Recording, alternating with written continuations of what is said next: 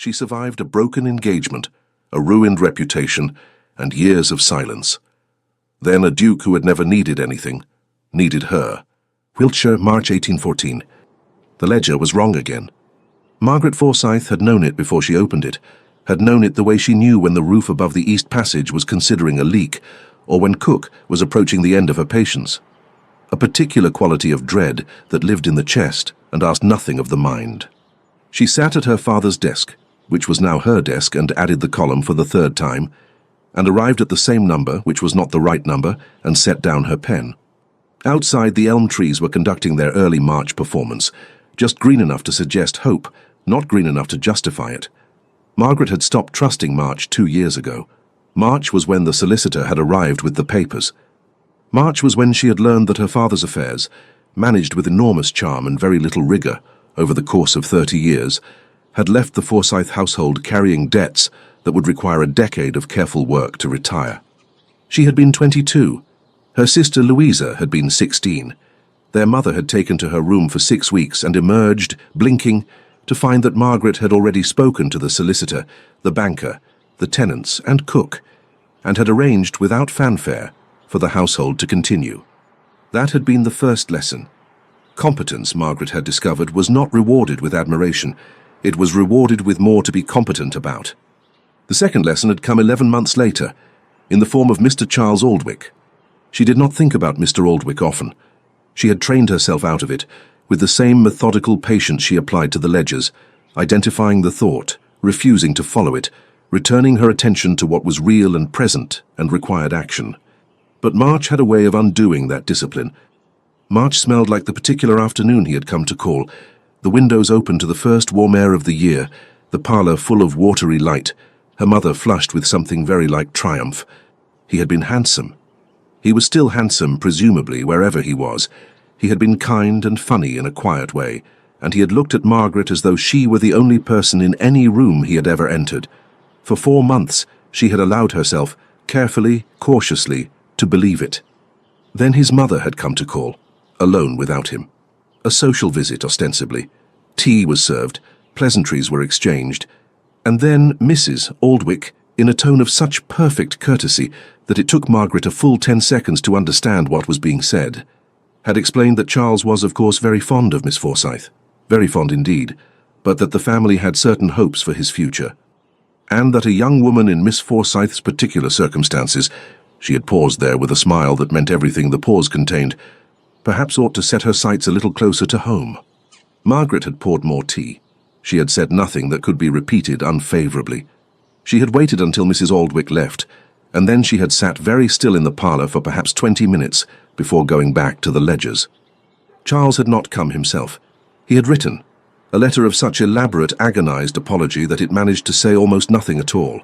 She had read it once, understood it completely, and fed it to the kitchen fire. The word that followed her afterward was unsuitable.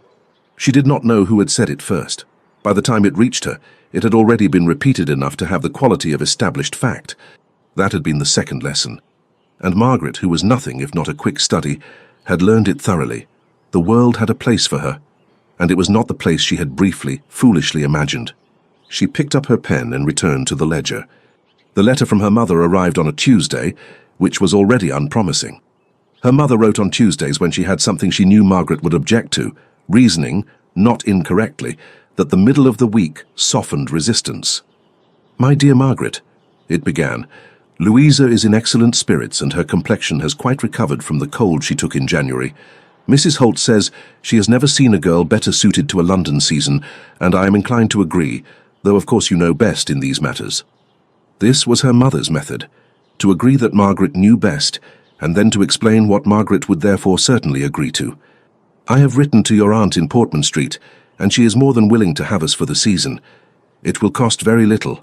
Louisa has her new white muslin which wants only a ribbon, and I shall wear the grey silk which is perfectly respectable.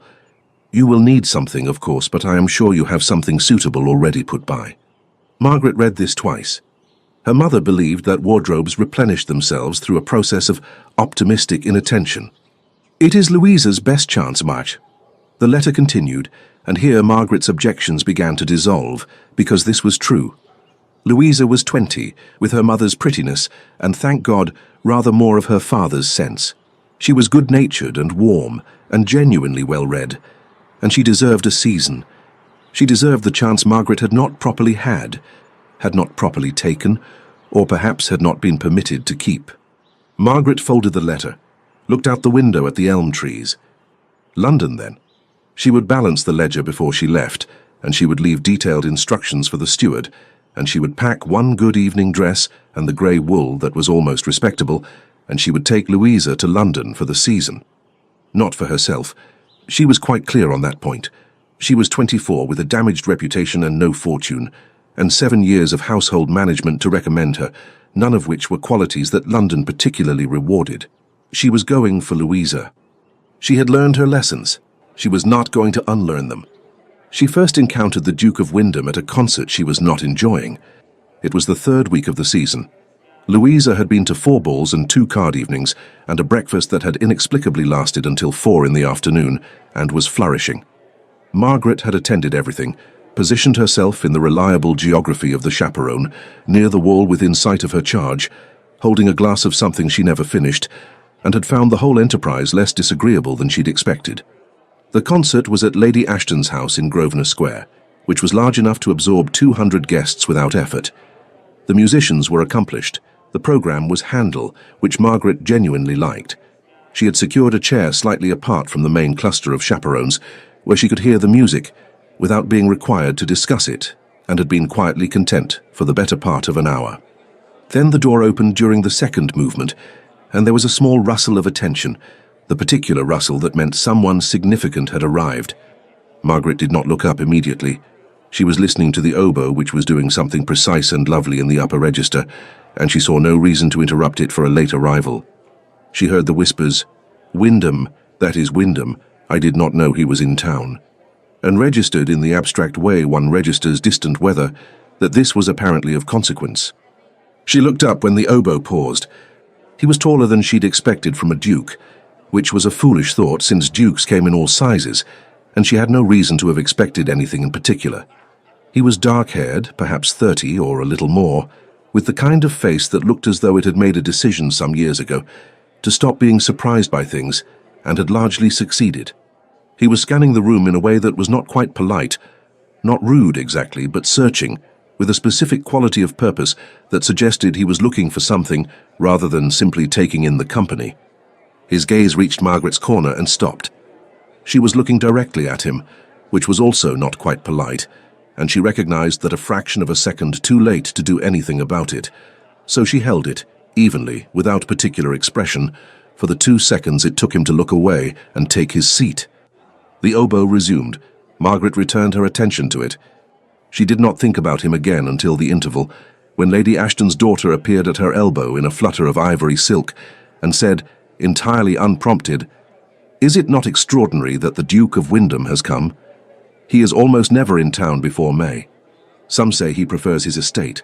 Some say," she lowered her voice conspiratorially, "that he finds the season tedious." "That makes 2 of us," Margaret said pleasantly. Miss Ashton laughed, surprised. "You are very droll, Miss Forsyth." Margaret smiled and said nothing further, and Miss Ashton moved on, and the second half of the concert began, and the Duke of Wyndham was 4 rows ahead and slightly to the left, and Margaret did not look at the back of his head at all. Or not more than twice. The oboe did not deserve the competition. He found her at the interval of Lady Pemberton's rout 9 days later, which was either coincidence or something that required more careful examination. Margaret was standing near the window of the second drawing-room, not hiding precisely, but occupying a space that required some effort to reach, between a large arrangement of hothouse flowers and a small table of untouched refreshments. Louisa was visible across the room, laughing at something a perfectly acceptable young man had said, which meant Margaret could breathe for 5 minutes. "Miss Forsyth." She turned. He was closer than she'd expected. People of his rank generally maintained a larger perimeter, enforced by the unconscious deference of everyone around them. He had apparently walked through that perimeter without noticing it existed. "Your Grace," she said. She kept her voice level because there was no other sensible option. "You were at Lady Ashton's concert," he said, not a question. "I was." "You were listening to the oboe." She looked at him more carefully. Most people were listening to the oboe, Your Grace. That was broadly the occasion. Most people, he said, were listening to each other. This was accurate.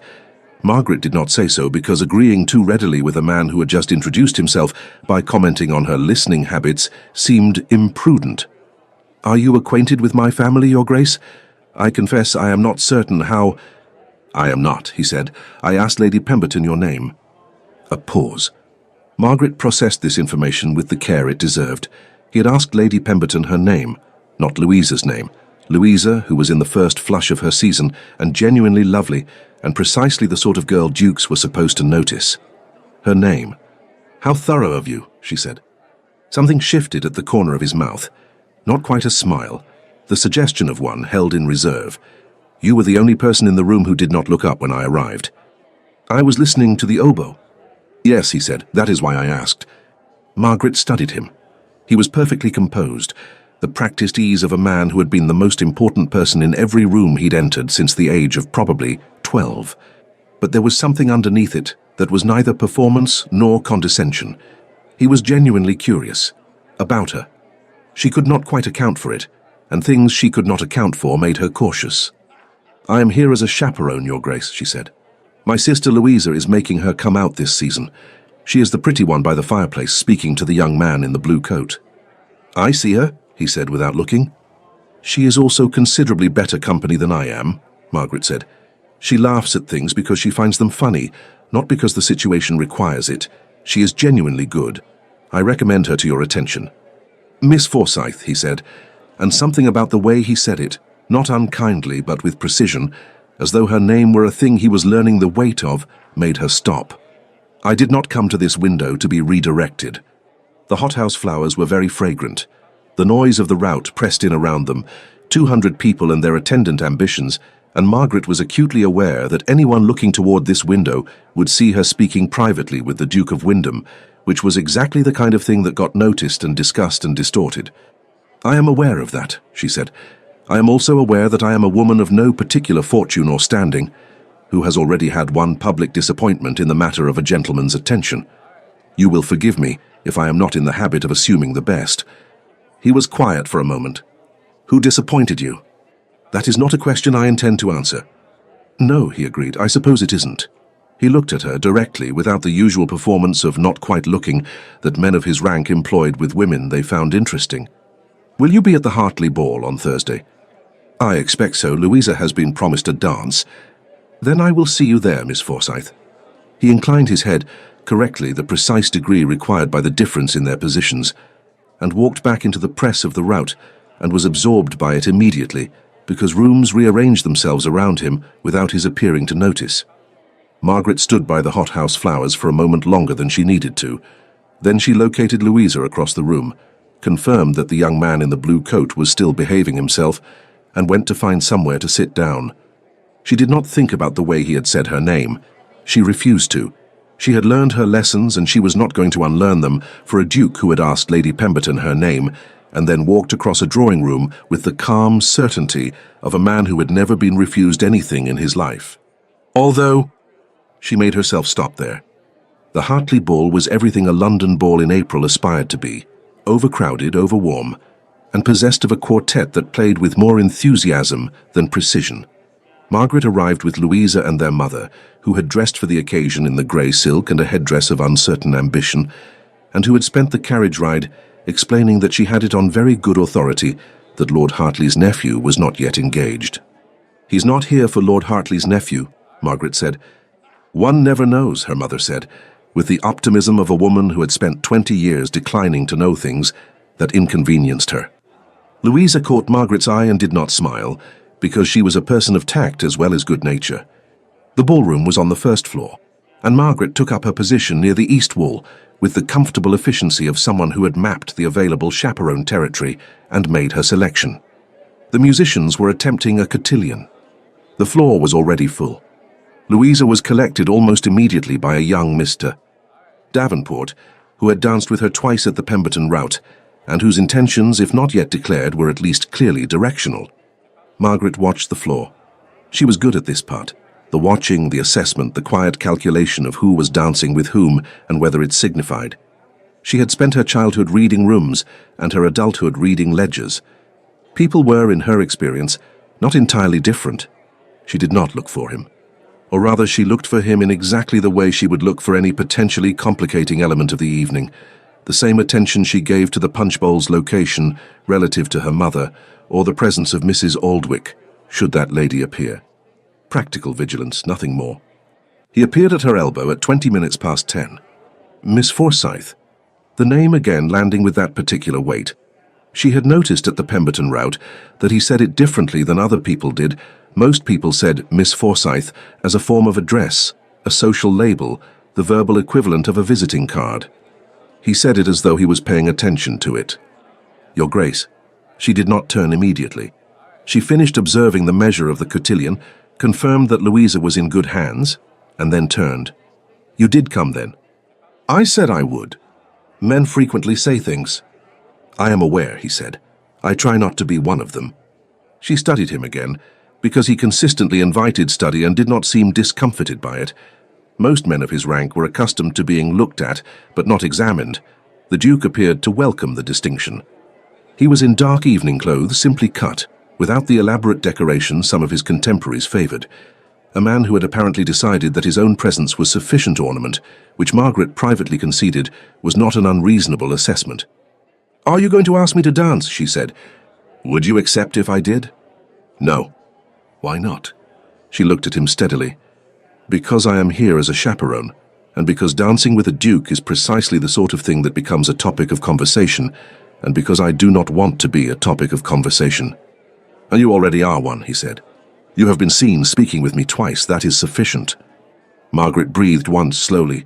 Then the damage is done, and there is no need to compound it with a dance. The damage, he repeated. Something crossed his face. Not hurt, he was too composed for that, but something that registered the word with more attention than she had expected. Is that how you think of it? That is how the world thinks of it. My thinking is largely irrelevant to the outcome. He was quiet for a moment. Around them the cotillion spun, and the candles guttered in the draught of the dancer's movement, and someone somewhere was laughing too loudly. Will you walk with me? He said. There is a room beyond the card tables that is marginally less audible. I cannot leave the ballroom. Louisa is with Davenport, who appears devoted. Your mother is in conversation with Lady Fitch, which will occupy her for at least half an hour. The card room is visible from the doors. You would be absent from this wall for perhaps 10 minutes. She looked at him. You have been watching us. I arrived 20 minutes ago, he said. I have been learning the terrain. Why? He met her eyes. Because I wanted to speak with you without an audience, and because I was fairly certain you would not make it easy, and because... He paused, the smallest pause. I find that I would like to understand you, Miss Forsyth, and this wall is not conducive to it. The musicians launched into a reel. The volume increased accordingly. 10 minutes, Margaret said, and the doors remain in view. The room beyond the card tables was, as he had promised, quieter. It appeared to be a small library, 3 walls of books, 2 chairs, a lamp. Someone had abandoned a glass of port on the mantelpiece. Margaret stood near the door. The Duke stood near the window, which was a respectful distance, and she gave him credit for it. You said you were not in the habit of assuming the best, he said. What happened? I told you I wouldn't answer that. You did. I'm asking again. He held her look steadily. Not out of prurience. I'm asking because you are, quite deliberately and with considerable skill, telling me who you are before I can form my own opinion, and I would like to understand whether the story you are telling is the accurate one. Margaret was quiet for a moment. Outside dimly the reel. There was a man, she said. He paid me a great deal of attention for 4 months. Then his mother explained to him that I was not suitable. He agreed with her. The word followed me. What word? Unsuitable. He said nothing for a beat, then he was a fool. He was a son, Margaret said. With a mother. It is not a category that requires particular intelligence to inhabit. Something that was genuinely a smile appeared briefly, and she found that it changed the whole arrangement of his face, made it younger and less certain, and considerably more dangerous. And now, he said, when a man pays you attention, you assume the same outcome. I assume a rational outcome based on available evidence. I am not that man. You are a duke, she said. He was the son of a comfortable country family. The logic that applied to him applies to you with rather more force, not less. Your mother's opinion of what constitutes suitable will not be more flexible than his. It will be more rigid. He looked at her for a long moment. You have already decided how this ends. I have simply read the story before. She said it without rancor, not bitterly, just factually, the way she would state a column total. I do not blame you for your interest, Your Grace. I am not, I hope, so without vanity as to be entirely surprised by it. But I am also not going to perform hope I do not feel, or permit an attachment to form that will reflect badly on us both when it comes to nothing. When, he said. Yes. Not if. No. He turned to look at the window, which showed him nothing but his own reflection and the room behind him. Margaret watched him, the line of his jaw, the deliberate stillness of his hands. He was, she thought, a man accustomed to being a certainty in other people's calculations. Being placed firmly in the column of probable losses was something he had not expected. I have been looking for you since November, he said to the window. She went very still. I beg your pardon? He turned back. I was in Wiltshire in November. My friend Cavendish has a house near Marlborough. There was a village. I rode through it on the Thursday, I believe.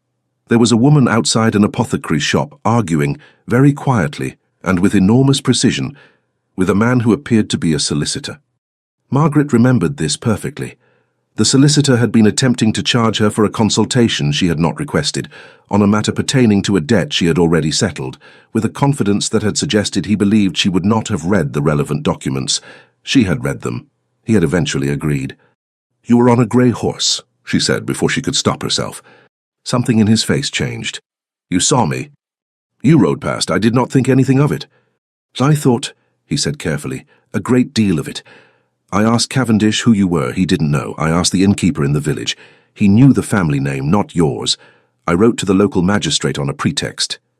He said this last with the equanimity of a man who understood it was slightly absurd and had made peace with that. I found that Miss Forsyth of Forsyth House, Wiltshire, would likely be in London for the spring season. So I came to London in March, which I do not ordinarily do. The room was very quiet. Margaret was aware of her own breathing. You came to London, she said slowly, in March, because of a woman you saw for 30 seconds outside an apothecary's shop. Because of a woman, he said, who was winning an argument with a solicitor without raising her voice in a village where no one was watching her do it. Yes. She looked at him for a long moment. She was aware of the danger of this, the particular and specific danger of a story that was very flattering, told by a man who was very attractive, in a small library where the door was in sight, but so was his face, and his face was doing something she had not expected and could not quite categorize. That is, she said carefully, an extraordinary thing to tell a woman you have met twice. I am aware. I considered telling you something more gradual and sensible. He paused. I decided against it on the grounds that you appear to be someone who can detect sensible fabrication at some distance. She almost laughed. She stopped it, but only barely. Your Grace. James, he said. Then, as though catching himself, my name is James. You don't have to use it. I simply... He stopped. I said I would not be one of those men who says things he doesn't mean. I am attempting to be consistent. Margaret studied the middle distance for a moment. The sound of the reel penetrated faintly through the walls. Someone was clapping on the beat with more vigor than rhythm. You have 10 minutes, she said at last. You have used 7 of them. Then I will use the remaining 3 carefully. He looked at her directly. I am not asking you for anything tonight. I am not asking you to believe in an outcome. I am asking only that you allow me, in whatever capacity your propriety and your caution will permit, to be someone you have actually met, rather than the category you have assigned me to. It was, she acknowledged privately, an intelligent thing to ask. It was also an intelligent way to ask it, calibrated to her precise resistance, which suggested he had listened to everything she'd said with unusual attention. That is a reasonable request, she said. Thank you. Do not mistake it for more than it is. I won't, he said. And then, with the ghost of that dangerous smile, Miss Forsyth, she turned and walked back toward the ballroom. She did not let herself think about how he had said it. He was careful after that. Careful in a way that Margaret had not expected from a duke, which perhaps said more about her assumptions regarding dukes than about him. He did not pursue. He appeared at the Carrington breakfast, at the Fitch card evening, at the concert in Hanover Square. with a regularity that was clearly purposeful, but he did not engineer private conversation. He was correct. He was present. He was in the way of someone who has made a decision and is waiting for the other party to make theirs patient. He danced with Louisa at the Carrington breakfast, which surprised Margaret so thoroughly that she forgot, for a moment, to be watchful. It was a country dance, easy, cheerful, nothing significant in the choosing, but he danced with her as though she were a person he was pleased to meet. Asking her questions, she answered with obvious delight, making her laugh twice in the first minute. When the dance ended, he brought her back to Margaret with a small bow and said, "Your sister tells me you taught her to read music." "She exaggerates my contribution," Margaret said. "She says," he continued, "that you used to play for 2 hours every evening before." Before. The word had a precise weight in the Forsyth household. Before meant before the solicitor, before the ledgers, before everything that had rearranged itself. Margaret had not played in 2 years. The pianoforte in the Forsyth drawing room was slightly out of tune and served primarily as a surface on which to place correspondence. "She talks too much," Margaret said lightly. Louisa, who had moved away with the cheerful tact of someone who understood exactly what she was doing, had moved out of earshot. "Do you miss it?" he asked. "One misses a great many things." She kept her tone easy. "One continues regardless." He looked at her for a moment. "That is not an answer." "No," she agreed, "it isn't." He did not press it. That was the thing she was beginning to understand about him. He pressed exactly as far as she permitted, and stopped at the line she drew, not because he was indifferent to what lay beyond it, but because he was determined to wait until she moved the line herself. It was either very perceptive or very tactical, and she had not yet determined which. Both, possibly. It was Louisa who told her about Charles Aldwych. They were dressing for the Sefton ball. Margaret in the green silk that was her best dress and her most reliable armour, Louisa in white with roses at the hem that their mother had stitched on herself over the course of 4 determined evenings. Louisa had been doing Margaret's hair, which she was better at, and had paused in a way that Margaret recognised as the prelude to something she was steeling herself to say. "Mr. Aldwych is in town," Louisa said to the mirror. Margaret was quiet for a moment. "I see. I saw him this morning in the park. He was with his cousin. He asked after you." "Did he?" "He seemed—" Louisa chose her words with the care of someone who loved her sister, and was not entirely certain how that sister would receive them. "He seemed as though he regretted things." "He always seemed that way," Margaret said. "He is a man of considerable feeling and limited resolve. They go together sometimes." Louisa resumed pinning. In the mirror, her expression was the one she wore when she had more to say, and was deciding whether to say it. "He may be at the Sefton ball." "Then I shall be civil." Margaret watched her own face in the glass. "I am always civil." "I know," Louisa set in the last pin. "I just thought you should know before you arrived." "Thank you." She paused. "Louisa." "Yes?"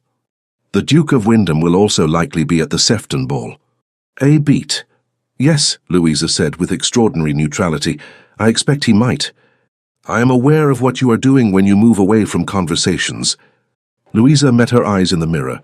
Her expression was entirely innocent in the way that expressions are when their owner has decided that innocence is the safest available policy. "I am simply allowing you space to speak." "You are allowing him space to speak to me."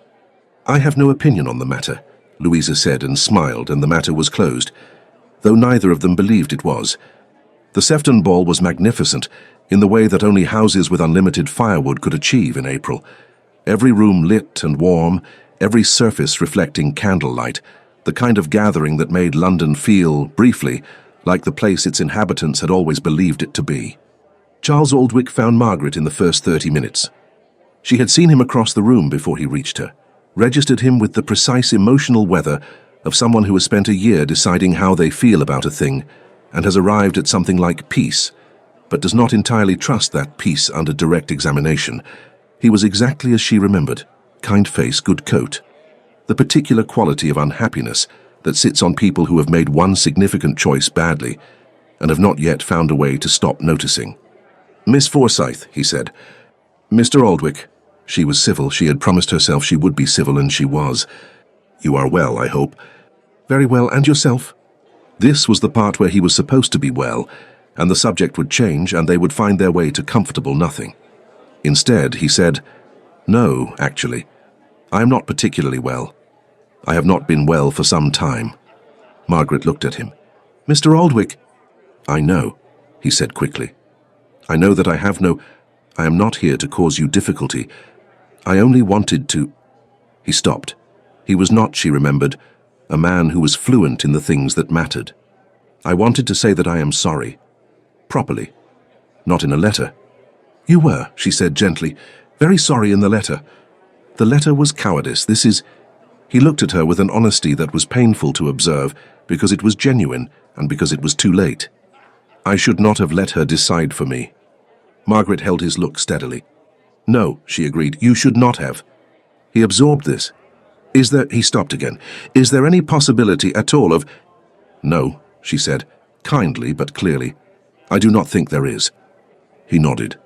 He had, she thought, expected this and had come anyway, because he was a man who had learned something in the past year and needed to demonstrate it to himself, even if the demonstration arrived too late. She respected that, in the abstract. Is it? He glanced across the room and she knew without looking where his glance landed. Wyndham. She did not answer. He was watching you, Charles said, from the moment you entered. Margaret said with great composure, Good evening, Mr. Aldwych. He inclined his head. Good evening, Miss Forsyth. I am glad you are well. He walked away. She watched him go with a feeling that was not grief and not relief, but something in between. The sensation of a chapter that had been suspended for a year arriving, quietly, at its last page. She turned. The Duke of Wyndham was not watching her now. He was in conversation with Lord Sefton across the room, composed and attentive. But as she turned, as though he had some peripheral awareness calibrated specifically to her movements, he glanced toward her. Miss Forsyth. He didn't say it. He was 30 feet away.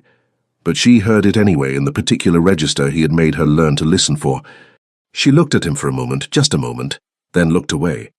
The Dowager Duchess of Wyndham arrived in London on the 14th of April, which Margaret knew because Louisa mentioned it, having heard it from Miss Ashton, who had it from her mother, who moved through London's social information the way a current moves through water, quickly, completely touching everything.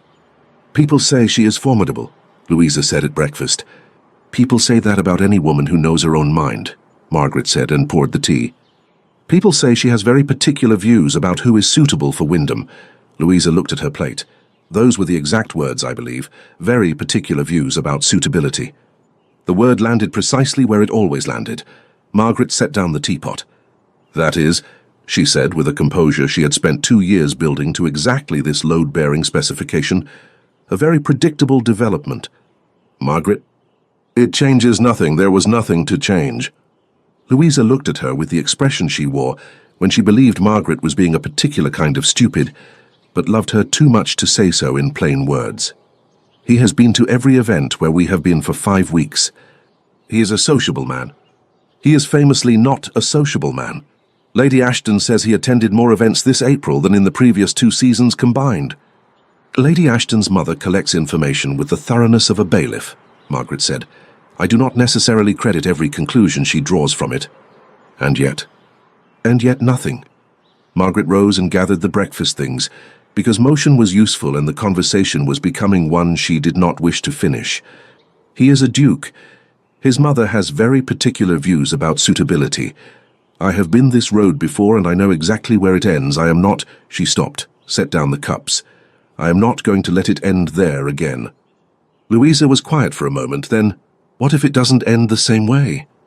It always ends the same way. Margaret, he rode to London in March for you. He told you that? He told me, Louisa said simply, when he danced with me at the Carrington breakfast. He told me that he found you in November and that he had been looking forward to the season ever since, and that he hoped I would think well of him. She paused. He asked my good opinion. He didn't have to do that. Margaret stood with the cups in her hands and said nothing. He asked your good opinion, she said at last. Yes. Of himself. Yes. She set the cups down. She walked to the window. The same instinct that took her to windows at home in Wiltshire, the habit of looking out when she needed to think clearly. The street below was its ordinary London self, a coal cart, 2 women with baskets, a boy running for no visible reason with the pure joy of running. He should not have told you that, she said finally. I think, Louisa said behind her, "That he wanted me to tell you." She saw the Dowager Duchess 3 days later at an afternoon concert in Cavendish Square. She recognized her immediately, a woman of 60 or so, upright, dark-eyed, wearing the kind of assured elegance that required no ornamentation. She arrived with 2 companions and was immediately surrounded by people who required her notice, which she dispensed with the efficiency of a woman who had been doing it for 40 years and had reached a productive peace with it. Margaret watched her from across the room with the attention one pays to weather. The Dowager noticed her during the first interval. Margaret knew the moment, the slight alteration in direction, the unhurried examination. She held the look steadily, because she was not going to look away from a woman she had not yet spoken to, regardless of what that woman's opinion of her might be. The Dowager said something to her companion, and then made her way with the inexorable deliberateness of a ship in calm waters across the room. "Miss Forsyth," she said. "Your Grace." Margaret was careful, correct. She gave nothing. "My son has spoken of you." "I am flattered." "Are you?" The Dowager studied her.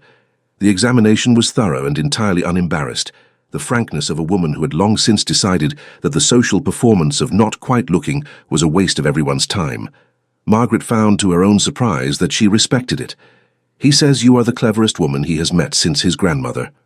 "That is very kind." "It is very specific," the Dowager said. "His grandmother was not a comfortable woman.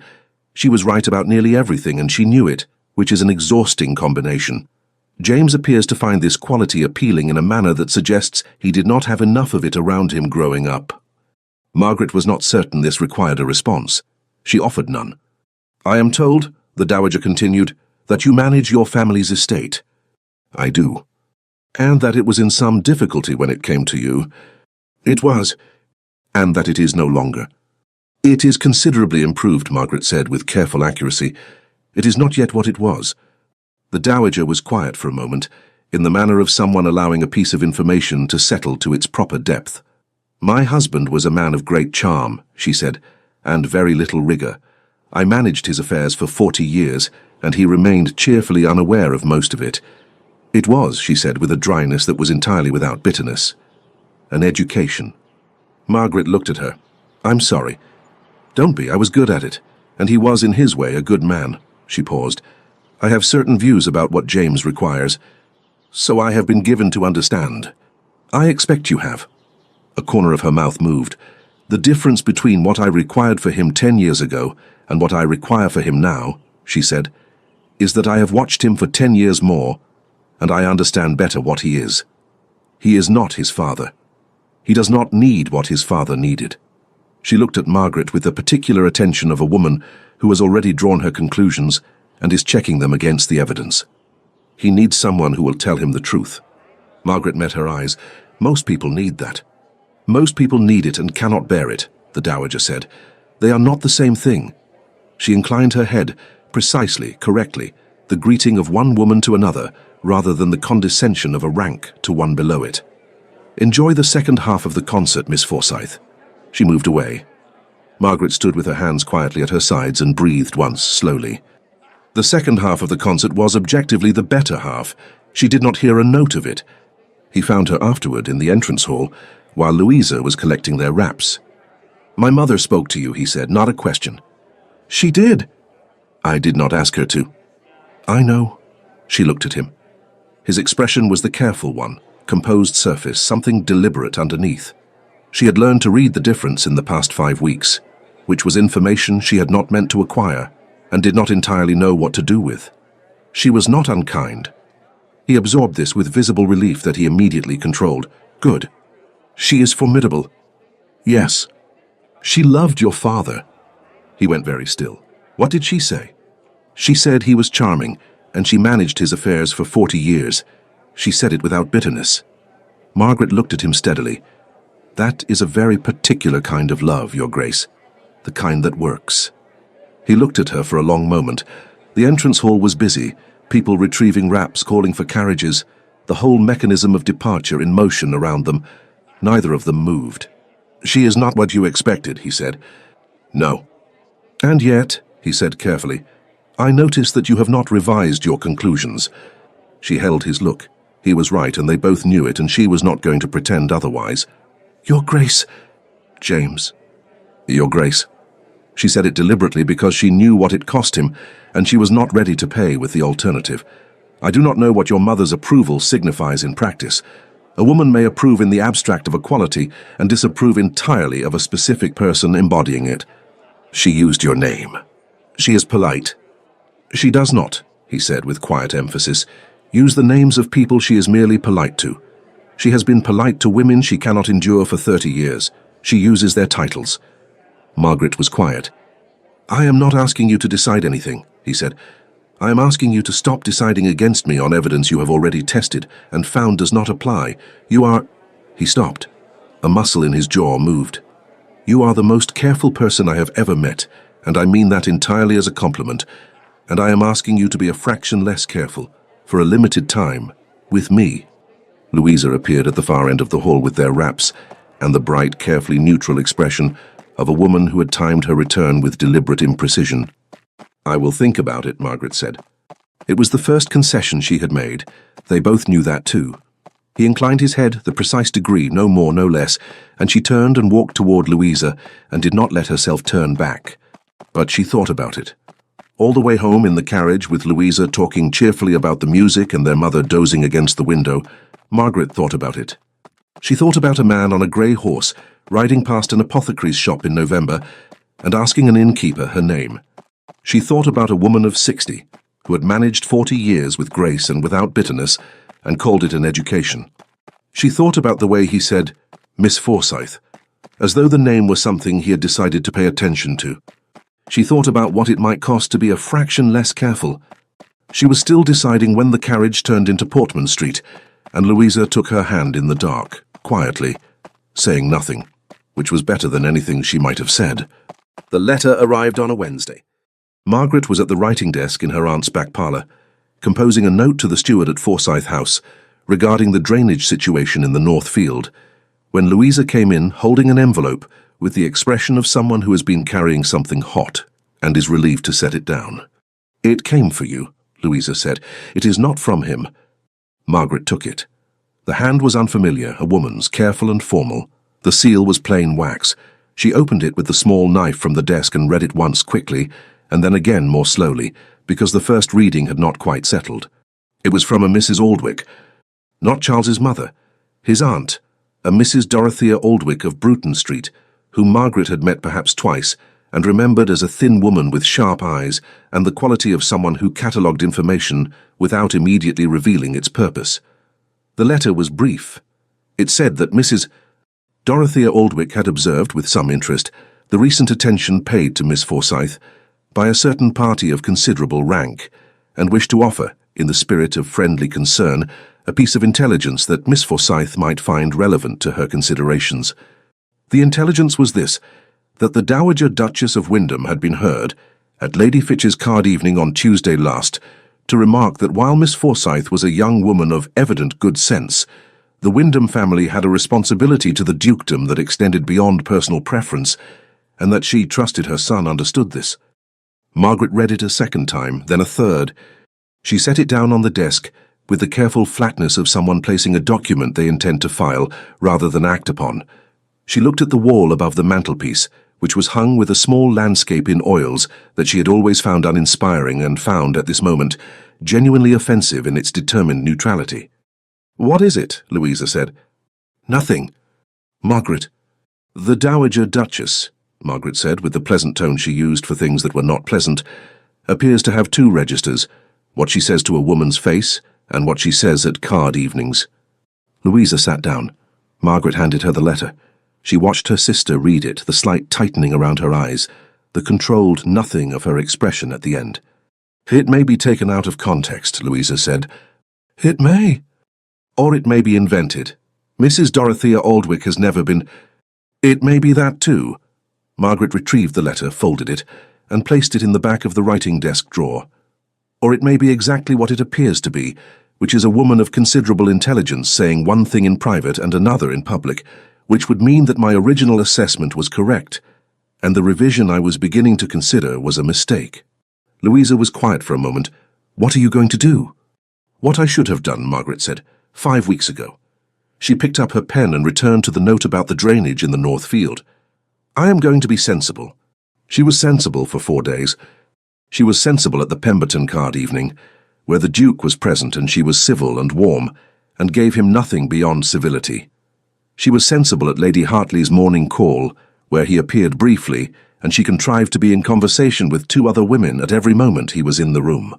She was sensible at the Carrington recital, where she took a seat that gave him no practical position from which to speak to her privately, which required some advanced planning, but was entirely achievable. He noticed. Of course he noticed. He was not a man who missed things, and she had not been careful enough in the past 5 weeks to make her new carefulness appear natural. On the 4th day he sent a note. It contained 4 words, "Have I done something?" Not a question, technically. The punctuation was absent, which she took, correctly or not, as evidence that it had been written quickly, which was unlike him, and she felt the 4 words sit in her chest in a way that was inconvenient and informative, and that she chose not to examine. She wrote back, "No, please do not be concerned." He did not write again. She told herself this was the rational outcome and that she was grateful for it. She was not grateful for it. Charles Aldwych found her in the park on the 5th day. It was not arranged.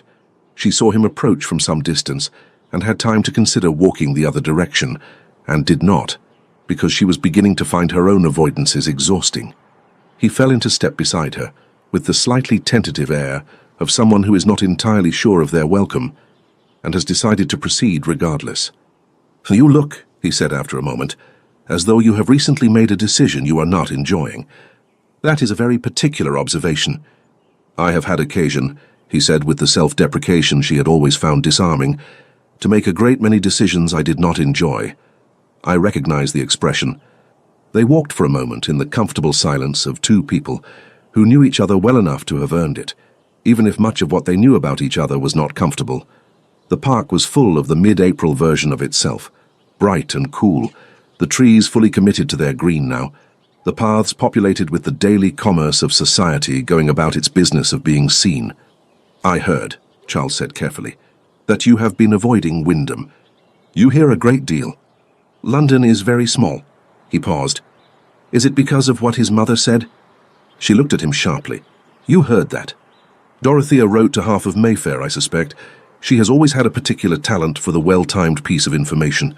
He said it without venom, simply as fact. "She wrote to my mother as well. My mother told me." "And what?" Margaret said evenly. "Did your mother say about it?" He was quiet for a moment. "She said it was a shame, and that some men were simply too grand for their own comfort, and that you were well out of it." He paused. "Then she said that she hoped I had learned something useful from the whole affair, and left the room." Margaret almost laughed. It caught her by surprise, which laughter sometimes did. "Your mother," she said, "is more perceptive than I gave her credit for." "She has always been perceptive," Charles said. "She acted on it badly." He stopped walking. Margaret stopped too, because his tone had changed to something more deliberate. "I want to say something, and I want you to hear it as plainly as I mean it." She waited. "Wyndham," he said, "has been in London since March. I have seen him at 20 occasions in 5 weeks. I have watched him cross rooms, and avoid rooms, and angle conversations, and be more patient than I would have credited a man of his position with being capable of." He met her eyes. "He is not amusing himself. Men who are amusing themselves do not behave with that degree of intention." "Charles—" "I am not saying this for my own benefit," he said. "I have no benefit left in this matter.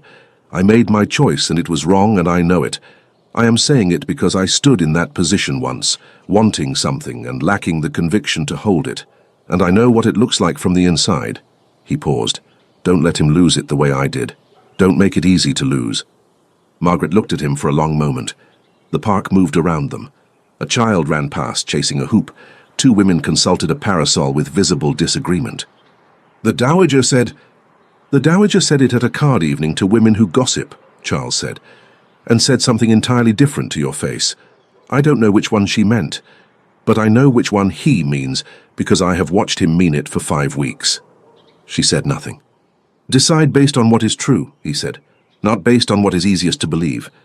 He inclined his head and walked away, and left her standing in the middle of the park with the child and the hoop and the disagreeing parasols, and the sudden clarifying awareness that she had spent 4 days being sensible in exactly the wrong direction.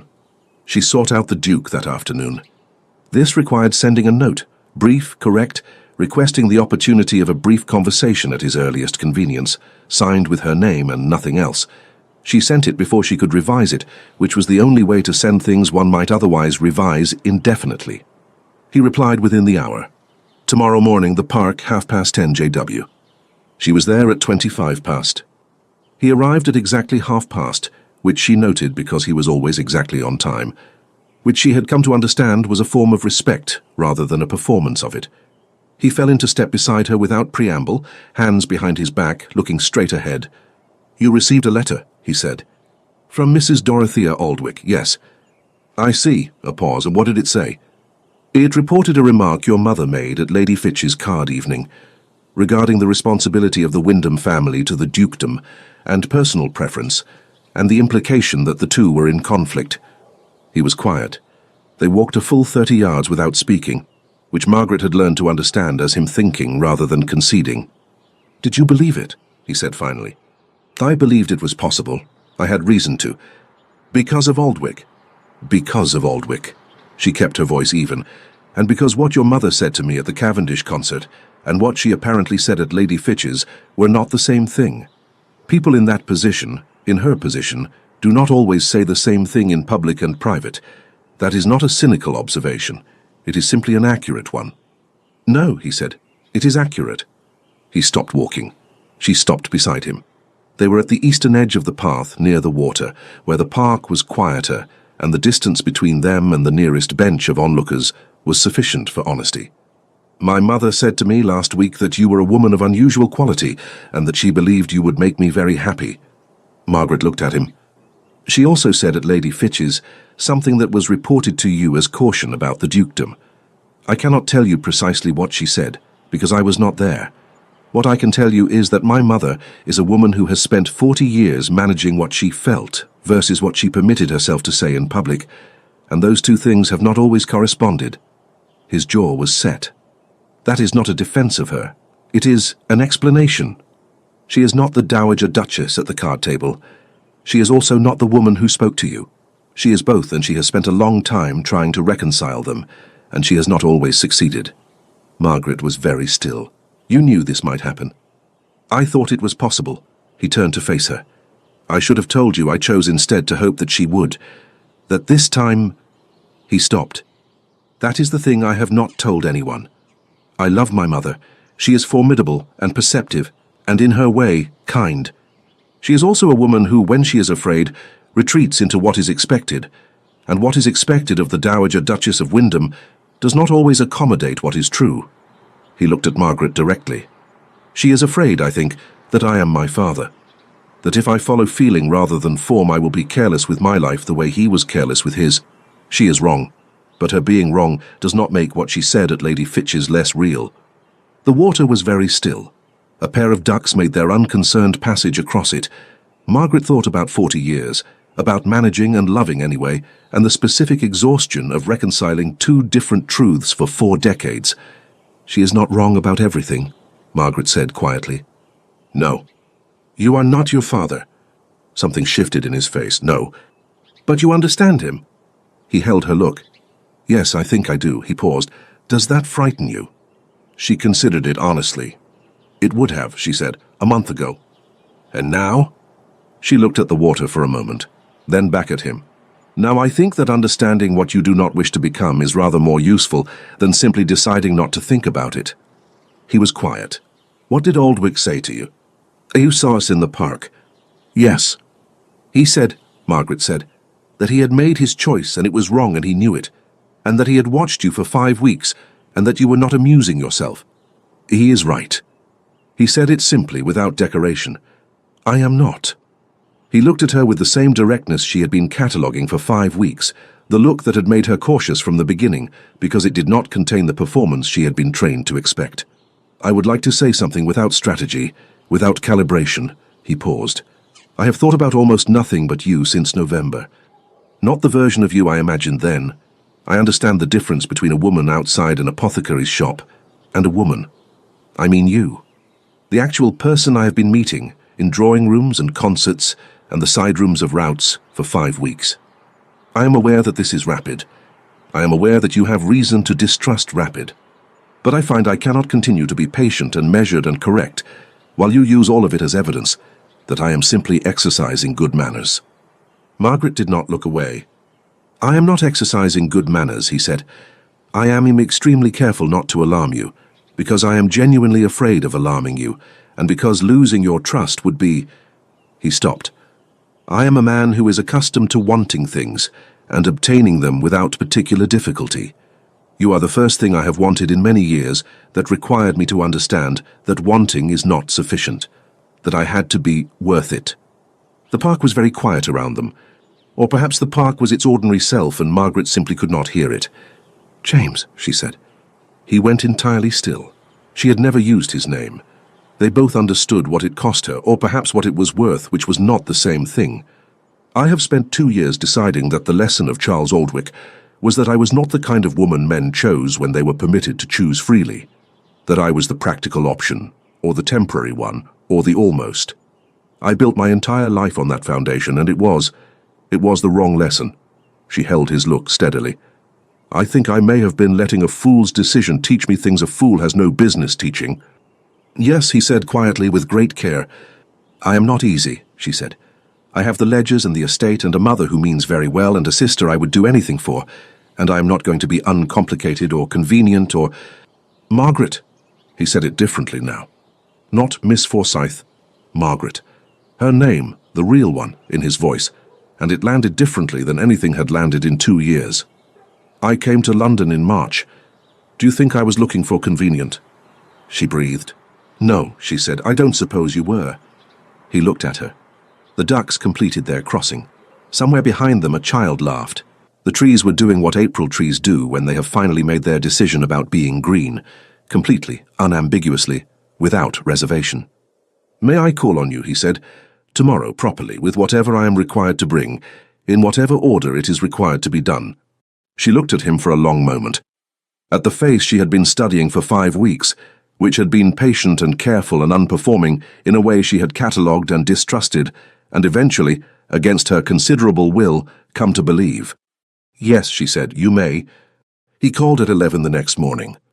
Margaret's mother received him in the front drawing-room with an expression of such violent composure that Margaret felt a flicker of genuine fondness for her. Her mother understood entirely what was happening, had understood it for at least a week, and had managed to convey nothing whatsoever to the Duke upon his entrance, a performance that required a specific and underrated form of discipline. The conversation was correct and pleasant, and lasted precisely long enough for propriety, before Margaret's mother discovered an urgent engagement elsewhere in the house, and departed with the unhurried decisiveness of a woman who has planned her exit thoroughly. He looked at the door she had closed behind her, and something that was fully, unambiguously a smile appeared. "She is excellent. She is entirely transparent," Margaret said. "She loves you." "She does." Margaret settled in the chair across from him, which maintained the appropriate distance while permitting the appropriate attention. "You wanted to call properly. This is proper." "Yes." He looked at her steadily. "I also came to tell you that I spoke with my mother last night." Margaret went still. "I did not ask you to." "No, but it required to be done, and I should have done it earlier, and so I did it." He held her look. "I told her that I intended to call on you, that my intentions were serious, that her remarks at Lady Fitch's had caused you to withdraw, and that this was the direct consequence of saying different things in different rooms, and that she had caused damage to the one thing I have cared about in some years." The room was quiet. How did she receive that? "With the expression she wears when she knows she is wrong and is deciding how to be wrong gracefully," he said, "which she can do. She is capable of it. It costs her something, but she can." He paused. "She wishes to call on you, if you are willing." "What would you like me to say to that?" "I would like you to say what you actually think," he said, "not what is diplomatic." Margaret considered. "I think she is a woman who has spent 40 years being careful about the right things for the wrong reasons, or the wrong things for the right reasons, and that the two have become difficult for her to separate. I think she said what she said at Lady Fitch's because she was afraid, not because she was cruel, and that there is a difference between those two things worth preserving." She paused. "I think I would like to meet her again on those terms."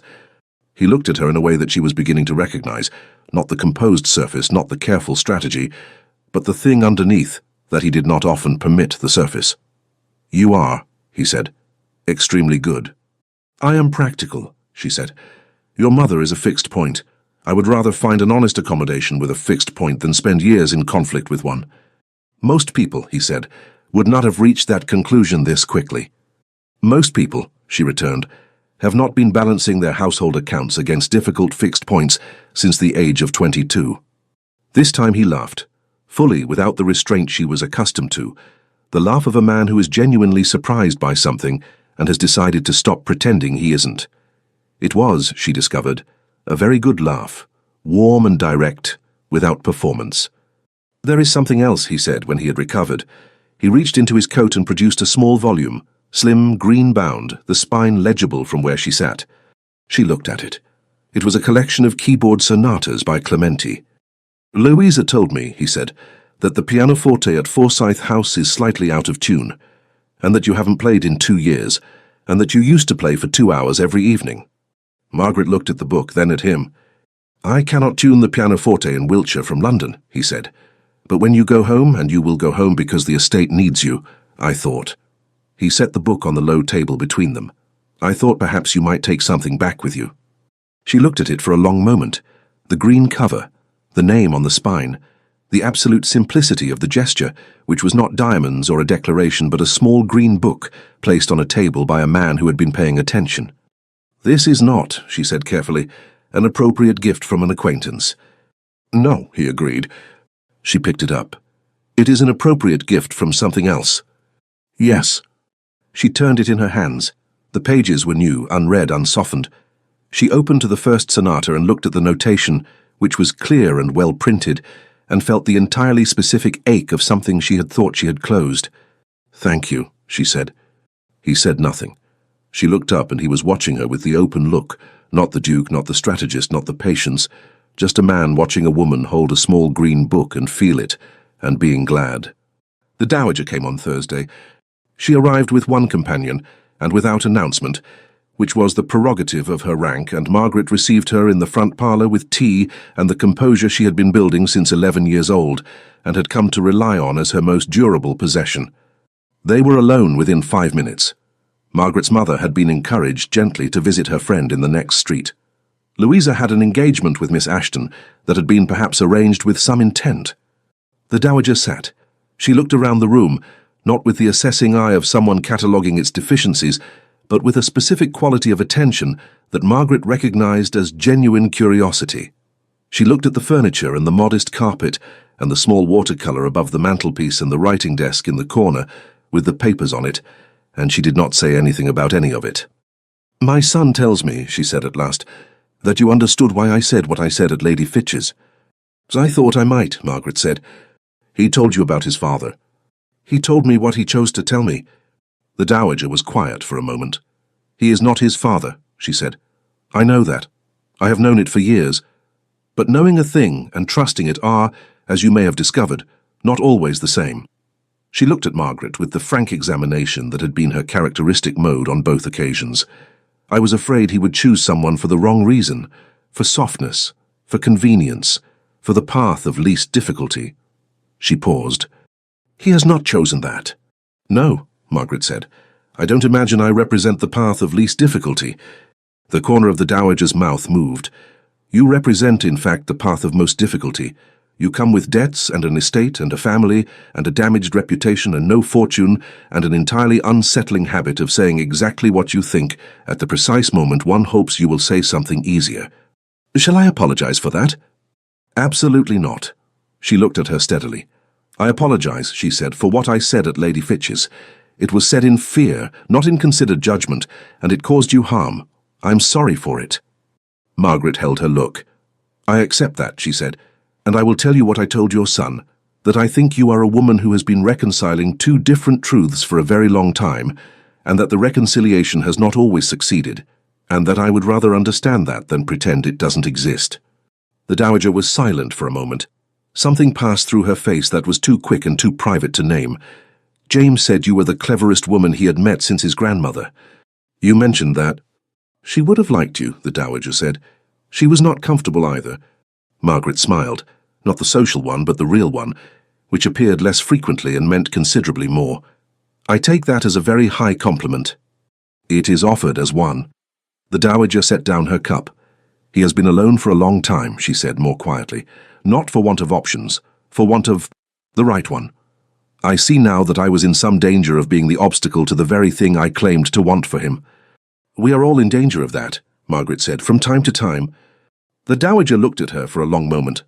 Then she rose, and Margaret rose, and they were of a height which was somehow appropriate. "I will not interfere," the dowager said. It was said simply, without grandeur, and Margaret believed it. "I would not ask that," Margaret said. "Only that you mean the same thing in both rooms." A pause. "I will endeavour to." They shook hands, not with the gloved formality of an introduction, but with the direct clasp of two women who have understood each other and are deciding on the basis of that understanding to proceed. The Duke called the following morning and asked Margaret to walk with him in the park. It was a clear day, the kind that April produces as an apology for March. Direct sunlight, a light wind, the trees having committed entirely to their decision about green and looking very pleased with it. They walked for some time without particular agenda. He told her about Wyndham Hall, the estate in Yorkshire, the north-facing library he preferred in summer, the home farm that had been his project for 3 years and was beginning to justify itself. She told him about the drainage situation in the North Field, which had been occupying her correspondence for a fortnight, and about the tenant in the East Cottage who was 73 and had opinions about crop rotation that were mostly wrong but contained one useful insight per season that made his company worthwhile. He listened the way she had observed him listening from the beginning, entirely without waiting for his turn. "You will go back in June," he said. "The estate needs me in June. The hay must be got in correctly, or the winter is difficult for everyone." "I know." He said it without complaint. "I will come to Wiltshire in July, if I may. I have things in the north to settle in June." She looked at him. "You are proposing a schedule?" "I am proposing," he said with perfect equanimity, "that two people who have established obligations to their respective estates arrange to manage those obligations while also managing this." "This?" she said. "Yes. You are very practical for a duke." "I learned from an impractical father," he said, "and I have recently been spending time with an extremely practical woman. It has been instructive." She smiled. He saw it, the real one, and she watched him absorb it with the particular attention of a man who has been waiting for it. "I want to ask you something," he said, "and I want you to answer it honestly, not carefully. Those are not always different things. With you, they sometimes are." She conceded this. "Ask, then." He stopped walking. They were at the edge of the path near the elms, where the shade was partial and the light came through in the intervals of moving leaves. He turned to face her, and he looked, she thought, more himself than he had at any point since she had known him, less the Duke, less the composed surface. Just a man of 34 who had made a decision and was about to say so out loud. "Do you want this?" he said. "Not whether it is possible, not whether it is sensible or well-matched or likely to succeed. Do you want it?" Margaret looked at him. She thought about November, which she had not been there for except as the woman outside the apothecary's shop who had won an argument no one was watching. She thought about March, and the ledger that was wrong, and the elm trees just green enough to be hopeful. She thought about 5 weeks of drawing rooms and concerts, and the small library at the Hartley Ball, and a green book of sonatas on a low table. She thought about what it felt like to be decided on, not settled for, not selected from available options, but decided on, by someone who had crossed 3 counties to find her as she was, managing her debts and her staff and her difficult tenants, not performing softness she didn't feel exactly herself. "Yes," she said, "I want it." He looked at her for a moment. Then he said simply, "Margaret." Just her name. The real one, the first one, without ceremony. The way he had said Miss Forsyth all those weeks ago, and then differently again, and now like this. Like something he had been keeping careful and was no longer required to keep. "James," she said. And that was in its way everything. He asked her father's question, formally, correctly to her mother, 2 days later, which her mother received with a composure that lasted approximately 4 seconds before dissolving entirely. He asked Margaret herself in the garden of her aunt's house in Portman Street, in the early evening, when the light was doing something gentle with the new leaves, with no audience and no ceremony, and the simple directness she had come to understand as his most characteristic quality. She said yes without hesitation. She had been less careful for 11 days, and she found that she was still standing. They were married in September, at the church in the village closest to Forsyth House, which was small and old and smelled of stone and candle wax and was entirely full. Louisa cried. Their mother cried. The Dowager Duchess sat in the front pew on the Wyndham side and did not cry, but held herself with a very particular kind of stillness. The stillness of a woman who is feeling something she has decided it is all right to feel. Charles Aldwych sent a very handsome gift and a note that said simply, "I am glad." Margaret believed him. The Northfield drainage had been sorted by August. The hay had come in well. The pianoforte at Forsyth House had been tuned in July, when a man had arrived from the village with tools and the information that he had been asked to attend to it by a party in Yorkshire, who had been very specific about what was required. Margaret had sat down at it that evening and played for 2 hours the Clementi sonatas, which she knew from memory already, because she had learned them at 14, and the hands remember what the mind has set aside. She played with the window open to the summer evening, and the elm trees outside fully, entirely, unapologetically green. On the morning of the wedding, while Margaret was dressing and Louisa was doing her hair with the focused seriousness she brought to things that mattered, their mother came in and stood in the doorway for a moment, with the expression of a woman who has something to say and is deciding how to say it. "I always thought," her mother said at last, "that what you needed was someone who could see you." Margaret met her eyes in the glass. "Yes, I don't mean your qualities." Her mother moved into the room, smoothed an invisible wrinkle from the sleeve of the dress. "I mean you. The whole of it. The ledgers and the Northfield, and the way you are when you have been reading something difficult, and the way you still love the oboe." She paused. "I thought it might not be possible. I am very glad it turns out to have been." Margaret took her mother's hand and held it for a moment without speaking. Then Louisa set in the last pin, and the light came through the window of Forsyth House for the last morning Margaret would spend in it as a Forsyth, and it was enough. It was precisely, completely enough. He was waiting for her at the church door. Not inside, at the door. Outside in the September morning, which had done the courteous thing and arranged itself into clear skies and the particular quality of light that makes England occasionally look like everything it believes itself to be.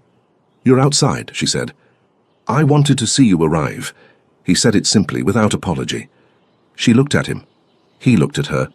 Two careful people who had spent 5 weeks negotiating the precise terms of being less careful and had arrived here, to a September morning and a small stone church and the whole of the rest of it, chosen deliberately by both of them. "Shall we go in?" she said. He offered his arm. She took it.